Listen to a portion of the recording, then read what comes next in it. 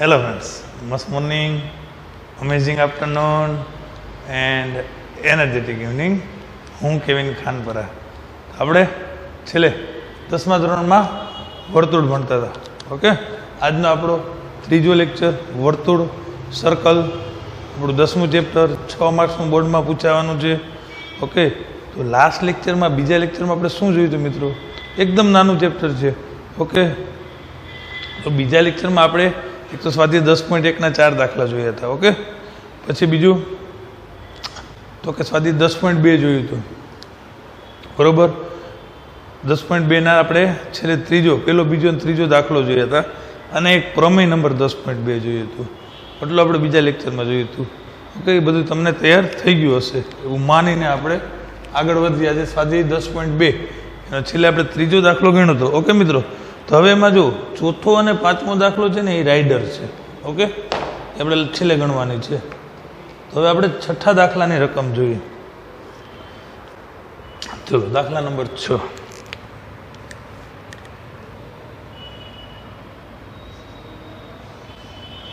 છઠ્ઠો છે એ ઓબ્જેક્ટિવમાં પૂછે એવો 1 માર્ક્સમાં પૂછે એવો દાખલો છે. વર્તુળના કેન્દ્રથી 5 સેન્ટીમીટર અંતરે આવેલા બિંદુ એ થી શું કે છે? વર્તુળના કેન્દ્રથી 5 સેન્ટીમીટર દૂર આવેલા બિંદુ એથી બિંદુ એ નામ આપ્યું ને?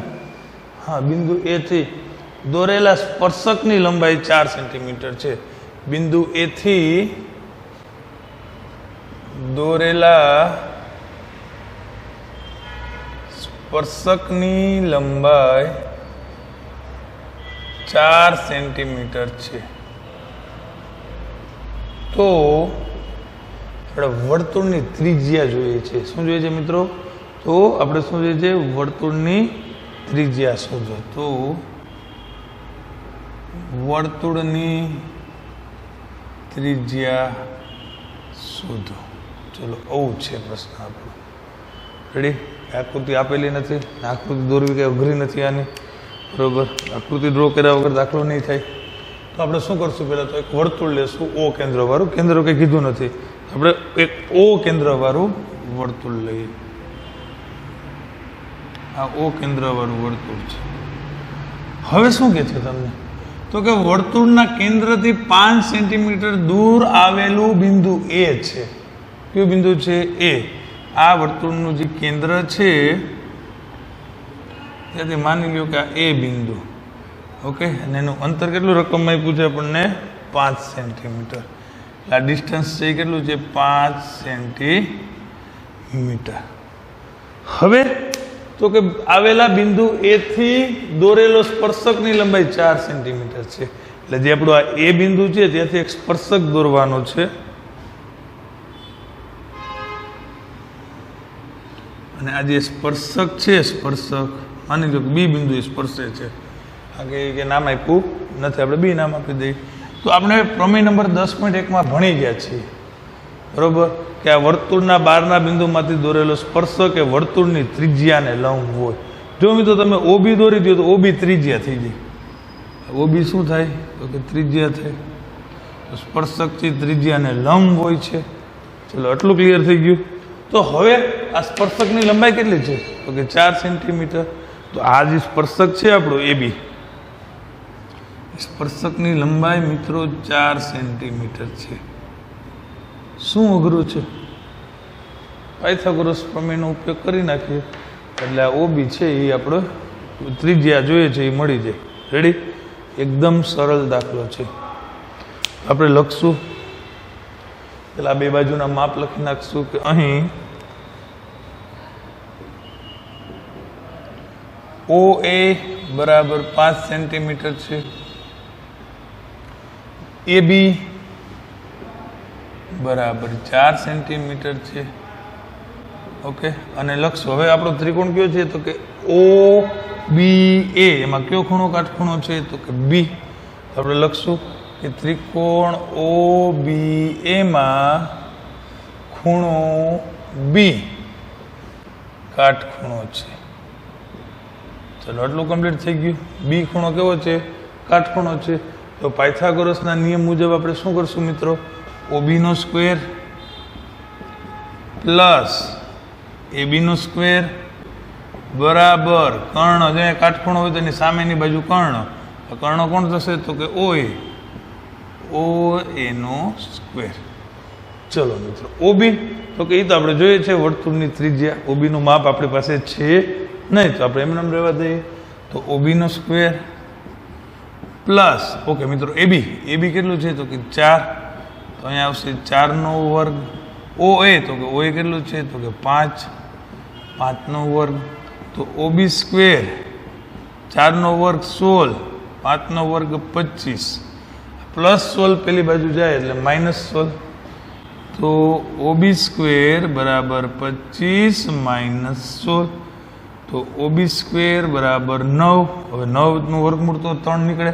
ઓકે, બીજી એક વસ્તુ, 9નું વર્ગમૂળ +or-3 નીકળે, પણ એ ત્રિજ્યા એટલે અંતર કોઈ દી ઋણ ન હોય એટલે આપણે 9નું વર્ગમૂળ ખાલી 3 કાઢશું. બાકી બીજા ચેપ્ટરમાં આપણે ક્યાંય બિંદુના યામ ગોતતા હોઈએ કે બીજું કોઈ પણ હોઈએ તો એમાં આપણે +or-2 લઈ શકીએ, પણ એ અંતર ઋણ ન હોય એટલે આપણે ખાલી પ્લસ જ લેશું. તો માટે ઓબી બરાબર 3. અને આ બે એકમ શેમાં હતા? સેન્ટીમીટરમાં. તો આ એકમ શેમાં આવશે? સેન્ટીમીટરમાં. છેલ્લે આપણે જવાબ લખી નાખીએ.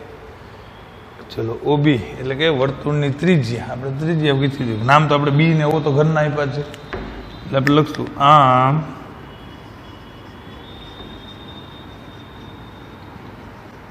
વર્તુળની ત્રિજ્યા 3 સેન્ટીમીટર છે. ઓકે મિત્રો, હવે આખું લેક્ચર એક હારે જોઈ લો ને વચ્ચે વચ્ચે હજી દાખલા આવતા હોય એના સ્ક્રીનશોટ લઈ લો અને છેલ્લે લખો તો પણ ચાલે. આખો લેક્ચર પૂરો થઈ ગયા પછી આમાં પણ તમે સ્ક્રીનશોટ લઈ લો.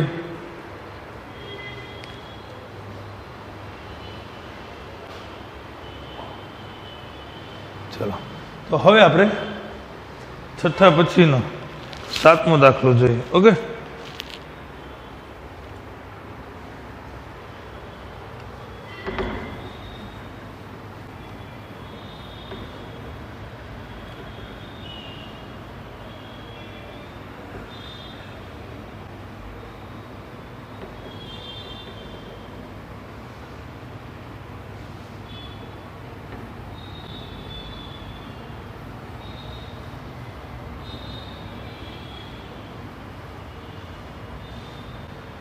ચલો તો હવે આપણો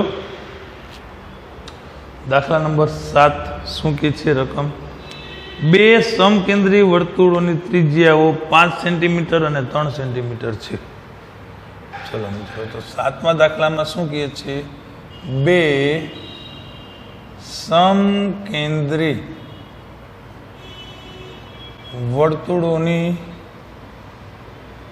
વર્તુળો જ આવશે. એક જ સમકેન્દ્રી એટલે એક જ વર્તુળ છે, ત્રિજ્યા 2 છે. વર્તુળની ત્રિજ્યાઓ 5 સેન્ટીમીટર અને 3 સેન્ટીમીટર છે. ચલો, તો એક પેલી લાઈન છે. આગળની લાઈન શું કહે છે? મોટા વર્તુળની જીવા નાના વર્તુળને સ્પર્શે છે. શું કહે છે? મોટા વર્તુળની જીવા નાના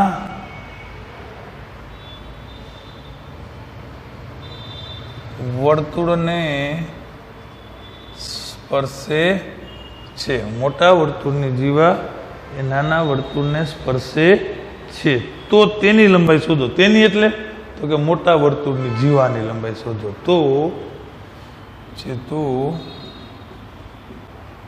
તેની લંબાઈ શોધો. ચલો, પેલી વસ્તુ તો તમને સમકેન્દ્રી વર્તુળ આવડવું જોઈએ. જો સમકેન્દ્રી વર્તુળો 2 હોય, 3 હોય, 4 હોય ને અસંખ્ય હોય, બરોબર. બે એવા વર્તુળો કે જેનું કેન્દ્ર એક જ છે. સમકેન્દ્રી એટલે એનું કેન્દ્ર શું હોય? એક જ છે. રેડી? હવે એની એકની ત્રિજ્યા 5 છે ને બીજાની ત્રિજ્યા 3 છે. એનો મતલબ બંને વર્તુળોનો છે એ નાના મોટા સાઈઝના હશે. બરાબર. ત્યાં આપણે આકૃતિ ડ્રો કરશું. મોટું વર્તુળ, આ વર્તુળનું કેન્દ્ર રેડી. આની અંદર નાનું 3 સેન્ટીમીટર ત્રિજ્યાવાળું વર્તુળ. ચલો આટલું ક્લિયર થઈ ગયું. આ બે સમકેન્દ્રીય વર્તુળ થાય. રેડી. ચલો હવે શું કહે છે તો કે મોટાની ત્રિજ્યા આપણે લઈ લઈએ 5 સેન્ટીમીટર. મોટા વર્તુળની ત્રિજ્યા, આ વર્તુળનું કેન્દ્ર O, આ A. આ નાના વર્તુળની ત્રિજ્યા કેટલી લઈ લઈએ તો કે 3 સેન્ટીમીટર, O B. રેડી. તો પેલા આપણે લખી નાખીએ કે OA છે એ મોટા વર્તુળની ત્રિજ્યા છે અને એનું માપ કેટલું છે તો કે 5 સેન્ટીમીટર. જો બંને વર્તુળનું કેન્દ્ર એક જ છે એટલે આ બે વર્તુળોને આપણે અહીંયા સમકેન્દ્રીય વર્તુળો કહેશું. ઓકે. તો આપણે લખશું કે અહીં OA એ મોટા વર્તુળની ત્રિજ્યા છે અને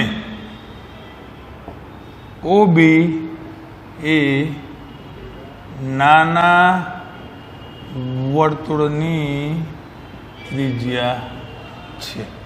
ઓકે. તમને પ્રશ્ન થતો હશે કે સાહેબ ઓય આપણે આમે લઈ શકીએ, આમે લઈ શકીએ, ગમે ત્યાં લઈ શકીએ, પણ આપણે એ મોટા વર્તુળની જીવા છે ને નાના વર્તુળને સ્પર્શે છે.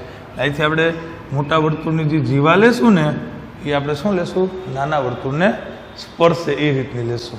ઓકે.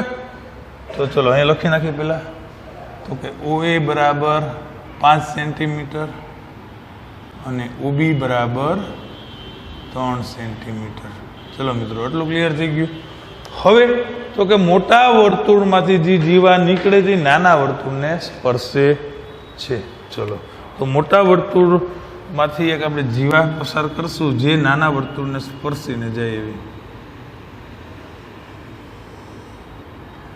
રેડી. આ જીવાને નામ આપી દઈએ AC. શું નામ આપી દઈએ? AC. હવે જોજે આપણે જીવાની જ લંબાઈ જોઈએ છે. તો આપણે ખબર છે કે બહારના બિંદુમાંથી દોરેલો સ્પર્શક છે એ વર્તુળની ત્રિજ્યાને લંબ હોય. રેડી.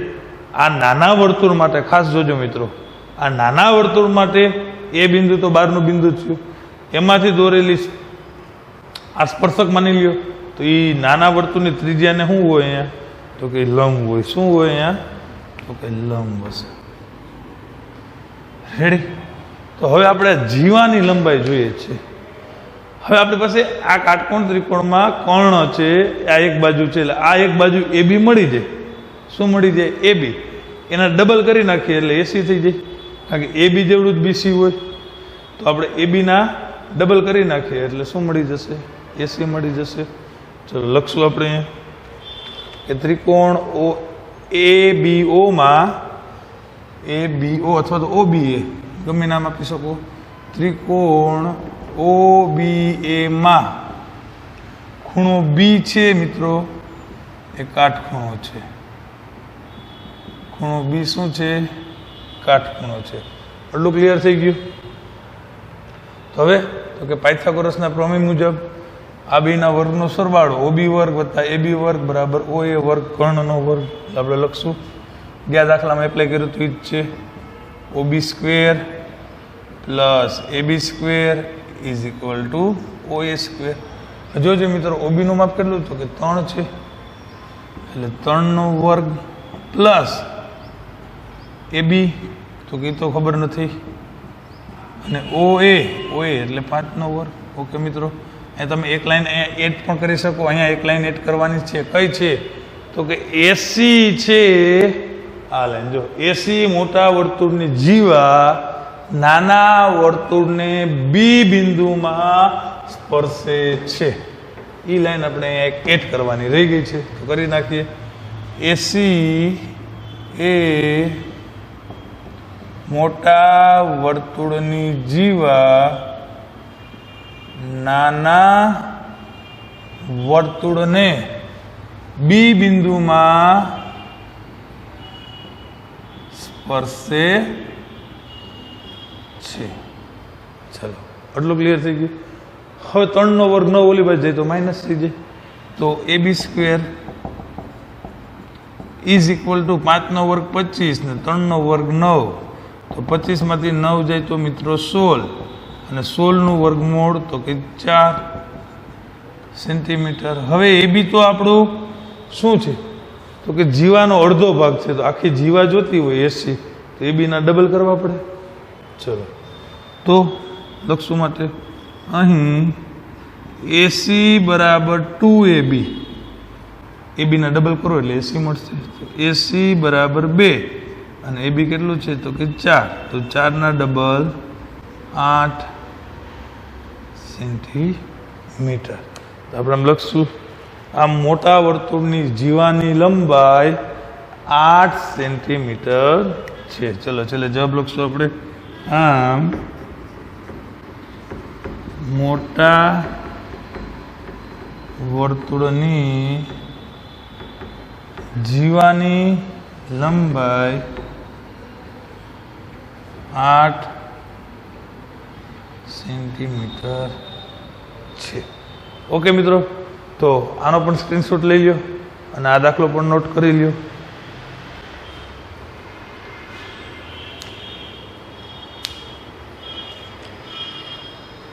ચલો હવે 7મા પછી મિત્રો 8, 9, 10 અને 11 સાબિતીવાળા દાખલા છે, રાઇડરો છે, જે આપણે લાસ્ટમાં ગણવાની છે. ઓકે, તો હવે શું આવશે મિત્રો તો કે બહુ મજાનો 12મો દાખલો આવે છે. પરીક્ષકને એવી ઈચ્છા થાય કે આ વખતે મારે આ વર્તુળ ચેપ્ટરમાંથી 3 માર્ક્સમાં રાઇડર કે પ્રમેય નથી પૂછવું, તો આ દાખલો એવો મોસ્ટ ટાઈમપી દાખલો છે, આ 12મો દાખલો, જે 3 માર્ક્સમાં પૂછાઈ શકે છે. ચલો રેડી. તો સ્વાધ્યાય 10.2 એનો આપણો 12મો દાખલો જોઈએ. બહુ મજાનો દાખલો છે મિત્રો, આખા બોર્ડ ભરાઈ જશે એવડો દાખલો છે. તો આપણે એની રકમ લખશું કે એક આકૃતિને આપેલી જ છે આપણે, બરોબર. છેલ્લે આપણે ડ્રો કરીએ કે ત્રિકોણ એબીસી એ 4 સેન્ટીમીટર ત્રિજ્યાવાળા વર્તુળને પરિગત છે. ચલો આપણે 12મા દાખલાની રકમ લખીએ. ત્રિકોણ એબીસી એ 4 સેન્ટીમીટર ત્રિજ્યાવાળા વર્તુળને પરિગત છે. શું છે તો કે પરિગત. એનો મતલબ શું થાય મિત્રો તો કે જે આ વર્તુળ છે એની 12 તાકો ત્રિકોણ આવેલો છે, એની બધી બાજુને સ્પર્શે છે, એ રીતનો છે. હમણાં આકૃતિ આપણે આપી જ છે, હમણાં ડ્રો કરીએ છીએ. ઓકે, ચલો એવું હોય તો પહેલાં તમને હું આકૃતિ ડ્રો કરી દઉં એટલે તમને આઈડિયા આવે, બરોબર. રકમ લખતા જાય એ રીતે આપણે આકૃતિ એક ડ્રો અહીંયા વચ્ચે કરી નાખીએ. આ આકૃતિ તમને એક્ઝામમાં પણ આપશે. આ ત્રિકોણ એબીસી છે, એક વર્તુળને પરિગત છે. ઓકે,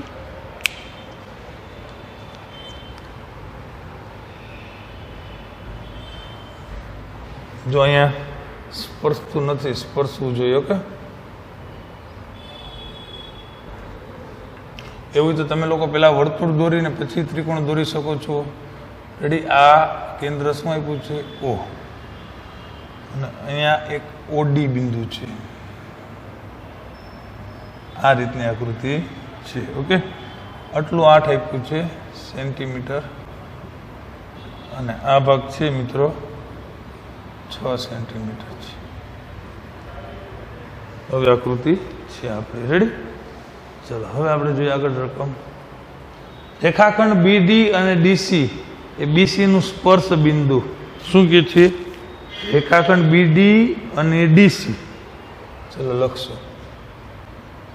રેખાખંડ BD અને DC એ BD અને DC એ BC નું સ્પર્શ બિંદુ D, BC નું સ્પર્શ બિંદુ D આગળ અનુક્રમે 8 સેન્ટીમીટર અને 6 સેન્ટીમીટર. D આગળ અનુક્રમે 8 સેન્ટીમીટર અને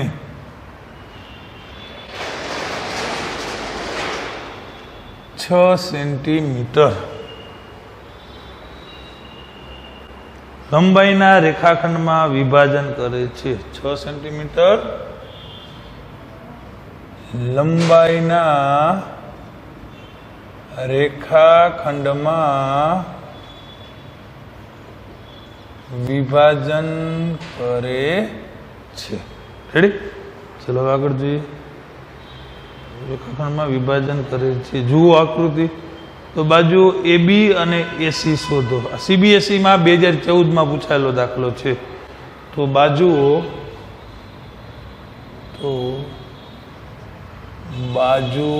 જો BC તો આપ્યું છે એટલે AB અને AC શોધો. AB અને AC શોધો. ચલો મિત્રો, આ રીતની આપણી રકમ છે. આખી એકવાર રકમ પાછી તમને સમજાવી દઉં છું. ઓકે, ચલો. તો હવે આપણે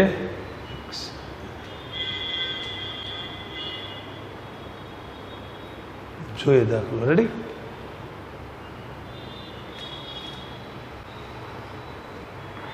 શું કે છે 12મો દાખલો આપણને? તો કે ત્રિકોણ ABC છે, 4 સેન્ટીમીટર વર્તુળ ત્રિજ્યાવાળા વર્તુળને પરિઘ છે. 4 સેન્ટીમીટર ત્રિજ્યાવાળો વર્તુળ છે. એને અંતર્ગત કીધો હોત ને, અંતર્ગત, તો એની અંદરની બાજુમાં આવે ત્રિકોણ.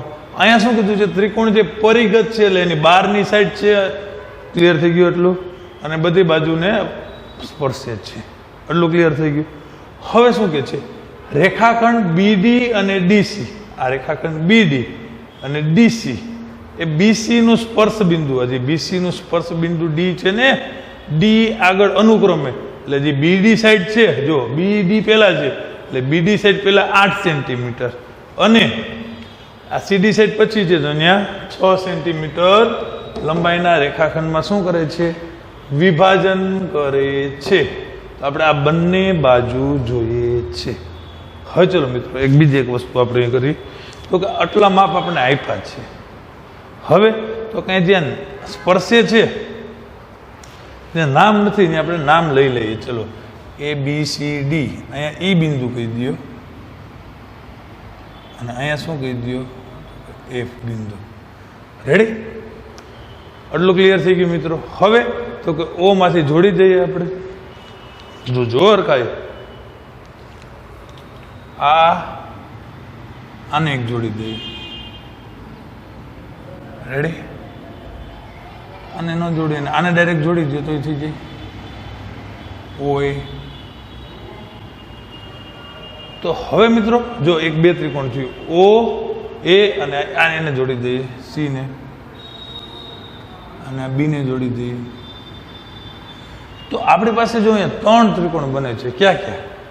તો કે OAC એક આ ત્રિકોણ, OAB, ઓકે, અને એક આ ત્રિકોણ OBC. આ 3 ત્રિકોણ બને છે. રેડી? ચલો, હવે તો કે આ બધા એના આપણે વેધ લઈ લઈએ. શું કામ? તો કે સ્પર્શક છે એ લંબ હોય છે. અને બીજો એક નિયમ આપણે એ જોઈએ કે આ વર્તુળના બહારના બિંદુમાંથી દોરેલા સ્પર્શકોની લંબાઈ સમાન હોય છે, જે આપણે પ્રમેય 10.2 માં ભણી ગયા છીએ. એટલે B માંથી દોરેલો સ્પર્શક જો BD 8 હોય ને મિત્રો, આપણે આમે લખી શકીએ કે BE નું માપે કેટલું હોય? તો કે 8 હોય. આપણે પહેલા અહીં લખી નાખશું કે BD બરાબર BE, BD બરાબર BE બરાબર 8 સેન્ટીમીટર. બે હરખા થાય ને, બહારના બિંદુમાંથી દોરેલો સ્પર્શકની લંબાઈ સમાન હોય. ચલો, તો હવે શું થયા? એ જ રીતે CD બરાબર CF બરાબર 6 સેન્ટીમીટર, CD બરાબર CF બરાબર 6 સેન્ટીમીટર. અને આ શું થાય બધી? તો કે ત્રિજ્યા થઈ કઈ? OD, OE અને OF. શું આ ત્રિજ્યા નો થાય? OF અહીંયા સુધી વધતો ત્રિજ્યા થતા 12 વહી જાય છે, ત્રિકોણ સુધી જાય છે. એટલે ત્રિજ્યા આપણી વર્તુળ સુધી થાય OE, OD અને OF. અને ત્રિજ્યા કેટલી હતી? તો કે 4 હતી. ચલો મિત્રો, તો લખશું આપણે OD બરાબર OE બરાબર OF બરાબર 4 સેન્ટીમીટર. આટલું ક્લિયર થઈ ગયું? હવે આપણે આ જો ત્રણેય ત્રિકોણના ક્ષેત્રફળ ગોતી લઈએ તો આપણી પાસે જો મિત્રો પાયો અને વેધવાળું સૂત્ર છે, બરોબર? તો ખાસ જોજો મિત્રો, હવે અહીંયા આ 6 છે, 8 છે, એના ઉપરથી આપણે આ બે બાજુ મળી ગઈ. કઈ કઈ? તો કે આ 6 છે તો આ 6 હોય, આ 8 છે તો આટલું 8 હોય, આપણે લખી નાખ્યું છે. તો હવે મિત્રો આ બે કટકા આપણી પાસે છે નહીં, એનું કોઈ પણ આપણે માપ ધારી લઈએ. ક્યાં લખશું આપણે? ધારો કે આ બારના બિંદુમાંથી દોરેલો સ્પર્શક છે કોણ? તો કે AF અને AE એના સમાન હોય. આપણે પ્રમેય 10.2 માં ભણ્યા છીએ, એટલે આપણે એના માપ છીએ નહીં, એટલે આપણે ધારવાનું છે. એટલે આપણે લખશું કે ધારો કે AF બરાબર AE બરાબર y સેન્ટીમીટર. આ આપણે માપ ઘરનું ધાર્યું, આટલું માપે y છે, આ માપે y છે. રેડી? તો હવે આખું એસી કેટલું થાય? તો કે y વત્તા 6. આખું એસી કેટલું થાય? તો કે y વત્તા 6. AB કેટલું થાય? તો કે 8 વત્તા y. અને BC કેટલું થાય? તો કે 14. તો એ ત્રણેય માપને લખી નાખીએ આપણે. AC બરાબર y વત્તા 6, AB બરાબર y વત્તા 8. ઓકે? અને ત્રીજું તો કે BC બરાબર 14. એકમ નથી લખતો, આ બધા સેન્ટીમીટરમાં જ હોય, આ બધું સેન્ટીમીટરથી લાઈ શું હોય? સેન્ટીમીટર હોય. હવે મિત્રો જો આપણે ત્રણેય ત્રિકોણનો સરવાળો કરી નાખ્યો. આ ત્રણેય ત્રિકોણનું પહેલાં ક્ષેત્રફળ મેળવી લઈએ, પછી એનો સરવાળો કરી નાખશું એટલે આપણે આખા ત્રિકોણનું મળી જાય. રેડી? ચલો, એ આખા ત્રિકોણનું ક્ષેત્રફળ અને પાછું આપણે આખા ત્રિકોણનું ક્ષેત્રફળ હેરોનનું સૂત્ર આપણે ભણી ગયા 9માં, એ રીતે મેળવીશું. એટલે એ બેને સરખાવશું એટલે આપણે વાયની કિંમત મળી જાય. કોણ મળી જશે? વાય. અને વાય મળી ગયા પછી શું કરવાનું છે? તો કે આપણે આ જોઈએ છે AB, એટલે આ બેનો વાયનો અહીંયા કિંમત મૂકી દેવાની, અને અહીંયા કિંમત વાયની મૂકી દેવાની, એટલે AB ને AC મળી જાય. ચલો, તો આપણે એકવાર અહીં સૂત્ર લખી નાખીએ મિત્રો કે ત્રિકોણનું ક્ષેત્રફળ, ત્રિકોણનું ક્ષેત્રફળ એટલે 1/3 ગુણ્યા પાયો ગુણ્યા પાયા પરનો વેધ. ઓકે? હવે આપણે આ બાજુનું ત્રિકોણ લઈ લઈએ ADC. સોરી, આપણે અહીંથી લેશું ને, O માંથી. આ ત્રણેયના લેવાના છે. એક આ ત્રિકોણ, એક આ ત્રિકોણ ને આ ત્રિકોણ, એટલે OAC. કયો ત્રિકોણ લેશું? OAC. ચલો, અહીં લખશું ત્રિકોણ OAC નું ક્ષેત્રફળ એટલે 1/3. જોજો મિત્રો, આ ત્રિકોણની વાત થાય છે OAC, એટલે આ પાયો શું થાય? તો કે AC, ને પાયા પરનો વેધ કોણ થાય? તો કે OF. એટલે AC ગુણ્યા OF, AC ગુણ્યા OF.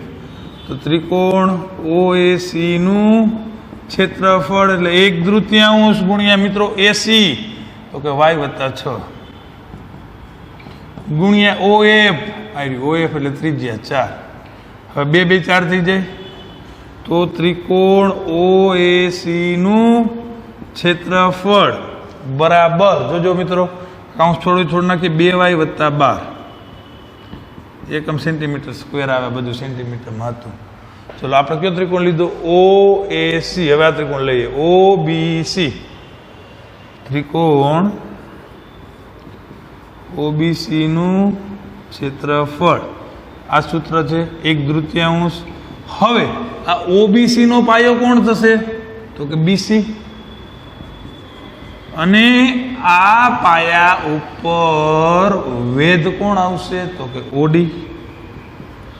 ચલો, તો ત્રિકોણ OAB છે, ત્રિકોણ OBC નું ક્ષેત્રફળ એટલે 1/3 BC પાયો. તો BC નું માપ આપણે કીધું છે 8 ને 6 14 થયું, ગુણ્યા OD. OD એટલે ત્રિજ્યા, OD એટલે ત્રિજ્યા, રકમમાં 4 આપી છે, આપણે અહીં 4 બતાવી છે. ઓકે મિત્રો, તો 2 7 14 ને 7 4 28, એટલે ત્રિકોણ OBC નું ક્ષેત્રફળ બરાબર 28 સેન્ટીમીટર સ્ક્વેર. આ બધા સેન્ટીમીટર સ્ક્વેર આવશે. ઓકે, ચલો મિત્રો, આપણે આ ત્રિકોણ લીધો. જો ક્યાં ક્યાં ત્રિકોણ લીધા આપણે, એમ એક કલરની માર્કર યુઝ કરી નાખીએ. જો એક આ ત્રિકોણ લીધો પહેલો, આ જે છે ને આ કયો તો કે ઓ એ સી. બીજો કયો ત્રિકોણ લીધો આપણે? અવડો લાલ કલર એમાં કરી નાખીએ, આ ઓબીસી. એક આ લીધો, એક આ લીધો. હવે આ લઈ લ્યો એટલે આખો એબીસી નો સરવાળો, આ ત્રણેયનો સરવાળો એટલે આખો એબીસી થઈ ગયો. તો આ ત્રિકોણ કયો થશે આપણો? તો કે ઓ એ બી. કયો થાય? તો કે ઓ એ બી. ચલો મિત્રો, તો આપણે લખશું કે ત્રિકોણ ઓ એ બી નું ક્ષેત્રફળ 1/3. આનો પાયો શું થશે? તો કે એ બી તો કેટલો થાય? વાય + 8. આપણે લખ્યો જ છે વાય + 8 ગુણ્યા વેધ. તો કે વેધ એટલે ઓએફ આપણે લખ્યું છે. ઓઈ કેટલું છે? તો કે 4, કારણ કે ત્રિજ્યા થશે. ચલો મિત્રો, 4 અડધા તો કે 2. અહીં આપણે કર્યું તો એ જ રીતનું છે. તો ત્રિકોણ ઓ એ બી નું ક્ષેત્રફળ એટલે 2 ગુણ્યા વાય એટલે 2y અને 8 2 તો કે 16. ચલો મિત્રો, આટલું ક્લિયર થઈ ગયું છે. તો હવે આપણે શું લખી શકીએ? તો કે આખા ત્રિકોણનું ક્ષેત્રફળ એટલે આ ત્રણેય જે ભાગ કર્યા એનો સરવાળો. આપણે લખશું કે ત્રિકોણ એબીસી નું ક્ષેત્રફળ એટલે આપણો પહેલો કયો ત્રિકોણ હતો? તો કે અહીંયા રહ્યો ઓએસી નું ક્ષેત્રફળ પ્લસ બીજો કયો ત્રિકોણ મેળવ્યો આપણે? ઓબીસી નું ક્ષેત્રફળ પ્લસ આ ત્રીજો તો કયો ત્રિકોણ મેળવ્યો? ઓ એ બી નું ક્ષેત્રફળ. હજી ખબર કહી દઉં છું, આ ત્રિકોણ ને આ ત્રિકોણ એ ત્રણેયનો સરવાળો કરી નાખીએ એટલે આખા એબીસી નું મળી જાય. ચલો, તો અહીંયા લખશું આપણે ત્રિકોણ એબીસી નું ક્ષેત્રફળ. ઓએસી કેટલું હતું મિત્રો? તો કઈ રહ્યું 2y + 12. 2y + 13. ઓબીસી કેટલું હતું? તો કે 28.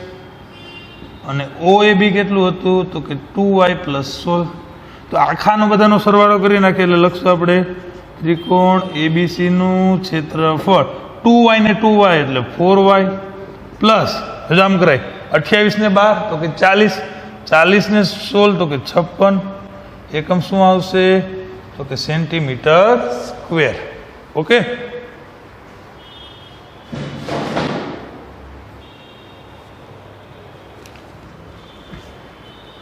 ચલો આટલું ક્લિયર થઈ ગયું.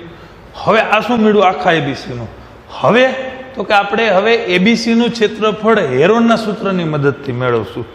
હેરોનનું સૂત્ર યાદ કરો મિત્રો ખાસ. આવું હતું કે S = A + B + C/2.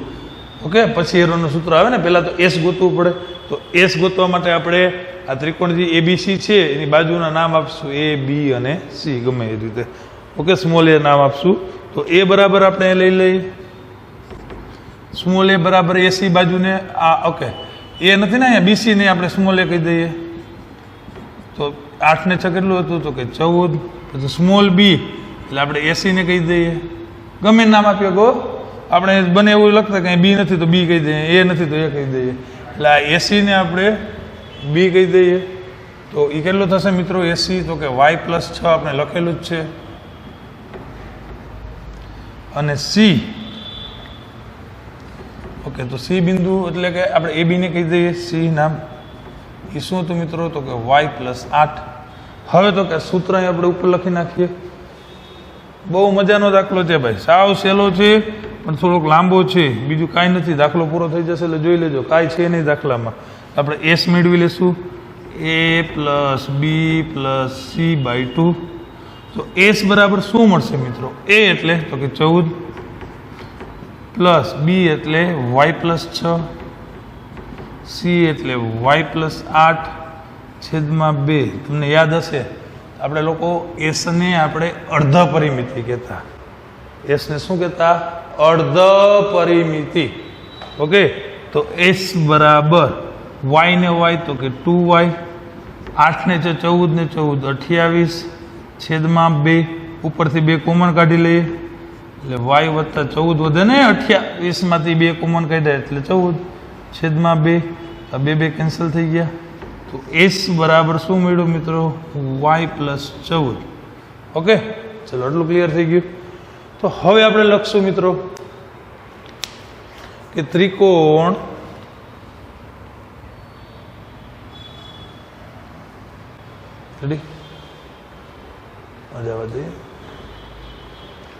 હેરોનનું સૂત્ર મૂકશું, યાદ કરો જો શું છે હેરોનનું સૂત્ર, તો કે ત્રિકોણ એબીસી નું ક્ષેત્રફળ યાદ કરો વર્ગમૂળમાં એસ, એસ માઇનસ એ, એસ માઇનસ બી અને એસ માઇનસ સી હતું સૂત્ર. ચલો તો આમાં કિંમત મૂકી દે. હવે બીજી એક વસ્તુ, એબીસી નું ક્ષેત્રફળ તો આપણે મળેલું જ છે 4y + 56, તો આ બાજુ ડાબી બાજુ લખી શકીએ આપણે 4y + 56 બરાબર વર્ગમૂળની અંદર એસ, એટલે આપણે મેળવું y + 14.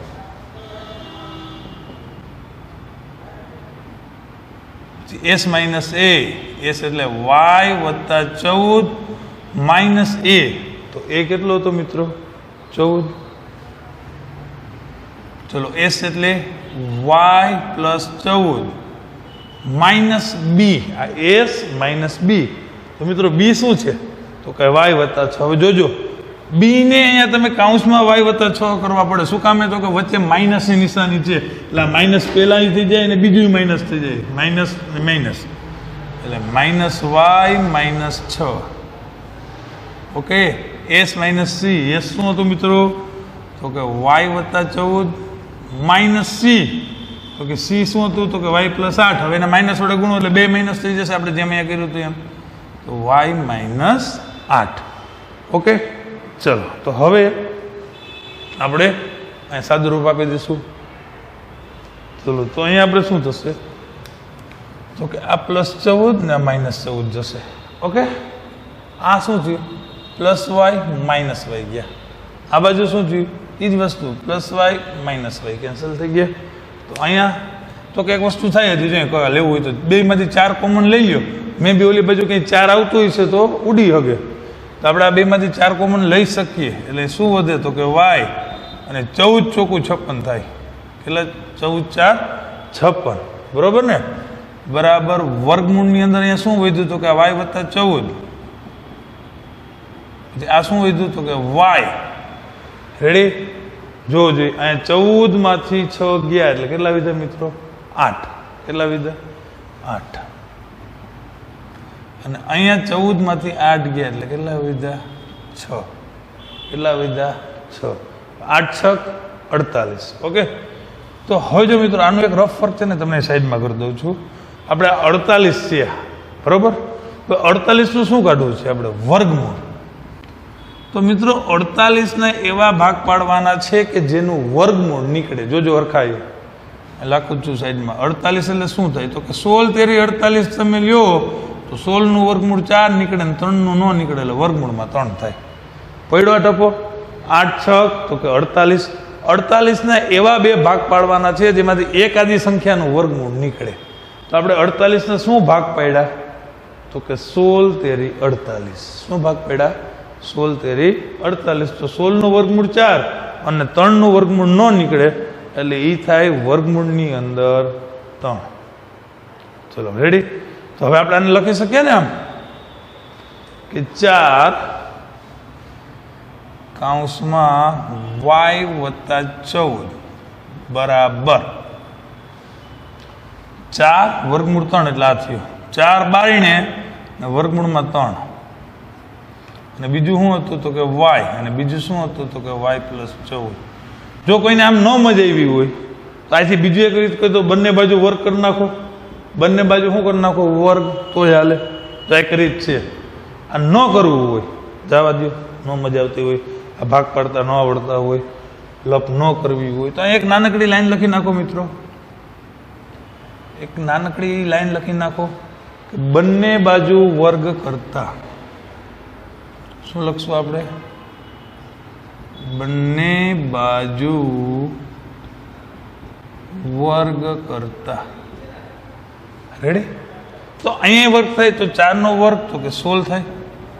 અહીંયા શું થાય મિત્રો તો કે y + 14 નો વર્ગ બરાબર. હવે ખાસ જોજો મિત્રો, આ બાજુ વર્ગ કર્યો, હવે તમે જમણી બાજુ વર્ગ કરો ને એટલે વર્ગ અને વર્ગમૂળ કેન્સલ થઈ જાય. શું થાય વર્ગ અને વર્ગમૂળ શું કામે? તો કે વર્ગમૂળ એટલે 1/તૃતીયાંશ ઘાત લખાય. વર્ગમૂળ એટલે કેટલી ઘાત લખાય? 1/તૃતીયાંશ. ઘનમૂળ હોય તો 1/તૃતીયાંશ ઘાત લખાય. બે બાજુ વર્ગ કરો એટલે બે ઘાત ગઈ તો કેટલી ઘાત વધી? 1. એનો મતલબ કે બંને બાજુ વર્ગમૂળ કરીએ તો આ વર્ગમૂળ છે, વર્ગ કરો તો આ વર્ગમૂળ છે એ નીકળી જાય. એટલે અહીંયા શું વધ્યું કૌંસમાં? તો કે y+14 ગુણ્યા y. અને અહીંયા 8 6 48 તો કરી શકું નહીં, એટલે તો ગુણાકાર આવડે ને ભાઈ. હવે શું કરે? તો કે 16 ને આ બાજુ ભાંગી નખાય ને y+14 ને આ બાજુ લઈ લેવાય. બધા ગુણાકારમાં છે, એકબીજાની સાઈડ જાય એટલે ક્યાં આવી જાય? ભાંગાકારમાં આવી જાય. અહીંયા શું થાય મિત્રો? તો કે y+14 ના વર્ગને તમે આમ લખી શકો, y+14 વર્ગ છે એટલે મેં 2 વાર લખ્યું અને બીજું કંઈ કર્યું નથી.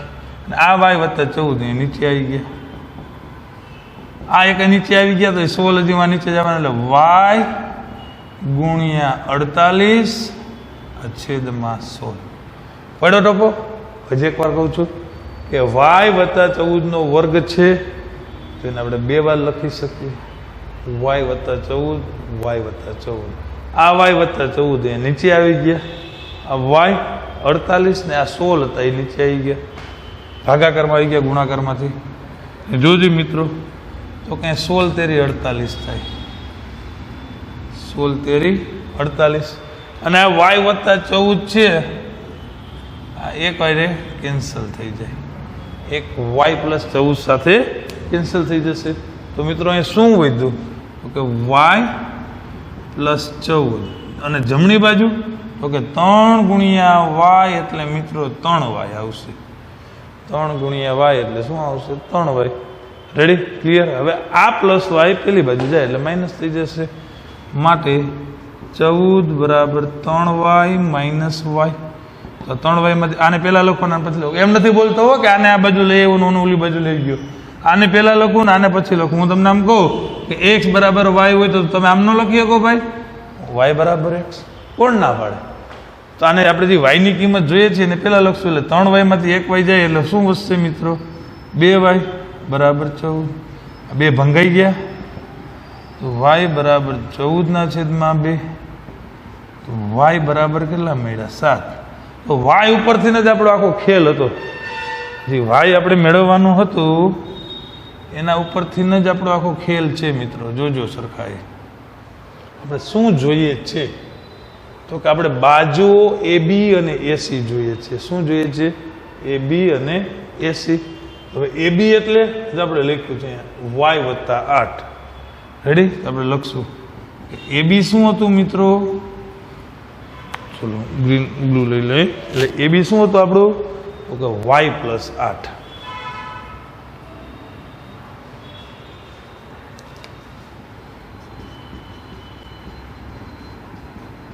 તો AB બરાબર y. y ની કિંમત કેટલી આવી? તો કે 7 + 8. તો AB બરાબર 7 ને 8 તો 15. આ બધા એકમ સેન્ટીમીટરમાં છે એટલે 15 સેન્ટીમીટર. ચલો એટલું ક્લિયર થઈ ગયું. તો AB બરાબર શું આવશે? તો કે 15 સેન્ટીમીટર. હજી બીજું શું જોઈએ છે આપણે? AC જોઈએ છે. શું જોઈએ છે મિત્રો? તો કે AC. તો AC એટલે શું હતું? તો કે y+6. AC એટલે શું છે મિત્રો? y+6. અને y ની કિંમત કેટલી મળી? તો કે 7. એટલે લખશું આપણે 7+6. તો 7 માં 6 ઉમેરી એટલે કેટલું થઈ જશે મિત્રો? 13 સેન્ટીમીટર. ઓકે, આપણે દાખલો ચાલુ કર્યો તો ત્યારે જ મેં તમને કીધું હતું કે 3 માર્ક્સમાં પરીક્ષકની ઈચ્છા થાય તો પ્રમેય અથવા રાઇડરના જગ્યાએ આ દાખલો પૂછી નાખે. અને આ દાખલો ઓલરેડી CBSEમાં 2014માં પૂછાયેલો છે. ઓકે મિત્રો, આ મોસ્ટ IMP દાખલો છે. બરોબર, 3 માર્ક્સ દાખલો અપાવે છે. દાખલો થોડોક લાંબો છે પણ ગણતરી સાવ સહેલી છે. ઓકે મિત્રો, તો ખાસ આ દાખલો 2 વાર વિડીયો જોજો. 2 જ વસ્તુ છે. શું યાદ રાખવાનું છે? એક ત્રિકોણના ક્ષેત્રફળ માટેનું એક આ સૂત્ર લેવાનું છે ત્રિકોણનું ક્ષેત્રફળ એટલે કે 1/2 પાયો ગુણ્યા પાયા પરનો વેધ, અને બીજું એક ત્રિકોણના ક્ષેત્રફળ માટેનું આ એક આપણે હેરોનનું સૂત્ર છે. બસ આ બે સૂત્ર આપણને આવડતા હોય તો આપણે શું કર્યું હતું યાદ કરો. હજી એકવાર તમને કહી દઉં છું દાખલો કઈ રીતે થશે. તો જે આ તમને આ ભાગ છે આ, ઓકે, એ ત્રિકોણ લીધો, આ ત્રિકોણ લીધો અને આ ત્રિકોણ લીધો. એટલે ઈ ત્રણેયના ક્ષેત્રફળ આપણે આ સૂત્રની મદદથી મેળવાતા. 1/2 ગુણ્યા પાયો ગુણ્યા પાયા પરનો વેધ. ઈ ત્રણેયના ક્ષેત્રફળ આપણે મેળવાતા. જો એક